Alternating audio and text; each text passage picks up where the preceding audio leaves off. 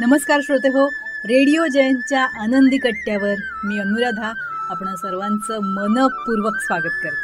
श्रोते हो, तुम्हाला कधी असा अनुभव आला आहे का की ज्या व्यक्तींचं समाजामध्ये आर्थिक आणि सामाजिक स्टेटस हे अतिउत्तम असतं, त्या व्यक्ती आपल्यापेक्षा कनिष्ठ दर्जाच्या व्यक्तीशी जरा फटकूनच वागतात. अर्थात हे सगळ्याच व्यक्तींच्या बाबतीत मी बोलत नाही आहे, त्याला काही अपवादही आहेच. पण त्यातल्या बऱ्याचशा व्यक्तींमध्ये आपल्या या उत्तम स्थितीविषयी अहंभाव आलेला असतोच. पण ज्यांच्या मनात हा अहंभाव नसतो आणि ते आपल्यापेक्षा कनिष्ठ दर्जाच्या व्यक्तीशीही उत्तम प्रकारे वागू शकतात, त्यांना उत्तम प्रकारे वागणूक देऊ शकतात, अशा व्यक्तींचं माणूसपण अगदी सार्थ ठरतं. अशाच आशयाचा आहे आजचा आनंदी कट्टा. या बाबतीत एका ग्रुपवर हा एक अनुभव माझ्या वाचनात आला. आजच्या आनंदी कट्ट्यावरून तो तुमच्याशी शेअर करते.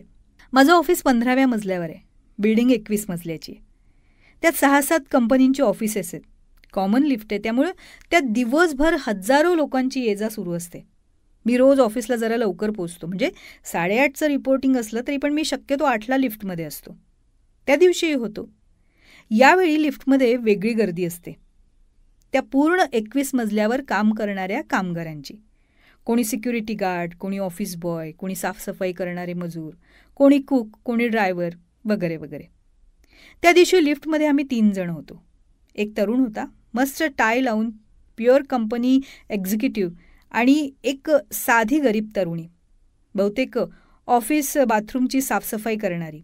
एक जुनेचं स्वेटर, दोन्ही हातात बांगड्यांची संख्या कमी जास्त, केस विस्कटलेले, चेहऱ्यावर काळजी, बहुतेक ती उशिरा आली होती, आणि डोळ्यात त्या टायवाल्या मुलाला बघून निर्माण झालेलं आकर्षण.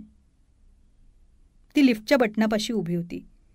ते बघून मी तिला बोलणार तितक्यात तो तिला नम्रतेने म्हणाला, सुनिये जी, थोडा 12 नंबर दबा दोगे? ती लाजलीच. तिनं 12 नंबर दाबला. माझ्याकडे प्रश्नार्थक नजरेनं पाहिलं. मी अस्पष्ट बोललो, 15. तिने स्वतःसाठी 21 नंबर दाबला. आम्ही पुन्हा शांत आमच्या फ्लोअरची वाट बघत उभं राहिलो होतो. ती मात्र आम्हाला दोघांना बघून कपडे सावर, केस सावर अशी तिची चुळबुळ सुरू होती. खास करून ती त्या टायवाल्याला बघत होती. 12वा मजला आला. तो टायवाला बाहेर जायला सरसावला, तशी ती थोडी बाजूला झाली. जाता जाता त्यानं माझ्याकडे स्मितहास्य केलं आणि चक्क हलकं कमरेत वाकत त्या मुलीला म्हणाला, थँक्यू जी, गुड डे. त्या मुलीला काय, मलाही क्षणभर कळलं नाही. त्या मुलीला एका कॉर्पोरेटमध्ये एका उच्च शिक्षित सुंदर तरुणाकडून इतक्या आदराची अपेक्षा नव्हती. ती आणि मी रिॲक्ट करणार तेवढ्यात दरवाजा बंद झाला. ते बाकीचे 3 मजले ती माझ्याकडे एका अभिमानानं बघत होती. 15वा मजला आला. मीही उतरलो. मी नुसतं स्माईल दिला आणि बाहेर आलो. पुन्हा एकदा लिफ्टमध्ये आम्ही तिघे सुदैवानं होतो. अजूनही 1-2 जण होते. पण त्या मुलीनं लगेच न विचारता 12, 15 आणि 21 बटन दाबलं आणि बाकीच्या दोघांसाठी बटन दाबायला जागा व्हावी म्हणून बाजूला झाली. आणि मुख्य म्हणजे एवढं करून तिने आम्हा दोघांकडे पाहिलं नाही. बहुतेक तिला प्रेम नाही तर आदर कमवायचा होता. तिने तो कमावला होता. त्या टायवाल्या मुलामुळे आम्ही दोघांनी एक दुसऱ्याकडे पाहिलं, एक स्मितहास्य केलं आणि आम्ही त्या मुलीसारखं छताकडे बघायला लागलो. काल त्या मुलीला 2 थँक्यू मिळाले होते. त्या मुलाचं नाव, कंपनी मला माहीत नाही, गरजही नाही. त्या मुलीचं नाव, तिची कंपनी, तिचं काम हेही मला माहीत नाही, त्याची गरज नाही. मला फक्त एक गोष्ट माहिती असायला हवी होती, जी मला त्या दोघांनी शिकवली, की त्या दिवशी लिफ्टमध्ये 2 नाही 3 कंपनीची माणसं होती आणि त्या तिघांनी एक दुसऱ्याचा आदर केला होता. आणि हे शक्य झालं होतं त्या टायवाल्या मुलामुळे. एक गोष्ट यातून शिकलो खरं. आयुष्यात आपण टाचावर करत आभाळ धरण्याचा प्रयत्न करताना हीच गफलत करतो की एखादा वाकून चालणारा माणूस म्हणजे तो कनिष्ठ आहे असं समजता कामा नये.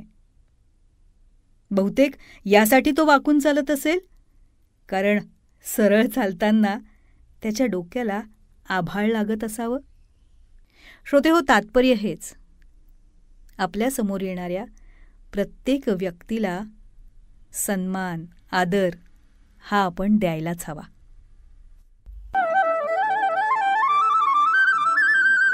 तेव्हा श्रोतेहो, हा होता आनंदी कट्ट्यावरचा आजचा सुंदर विचार. तुम्हाला तो कसा वाटला याविषयीची तुमची कमेंट बॉक्समध्ये नक्की लिहा. आणि त्याचबरोबर रेडिओ जयंतचे दर्जेदार कार्यक्रम ऐकण्यासाठी रेडिओ जयंत लाईक करा, शेअर करा आणि सबस्क्राईब करा. रेडिओ जयंतचं सबस्क्रिप्शन फ्री आहे. आणि त्याचबरोबर नोटिफिकेशनसाठी बेल आयकॉनवर क्लिक करायला सुद्धा विसरू नका.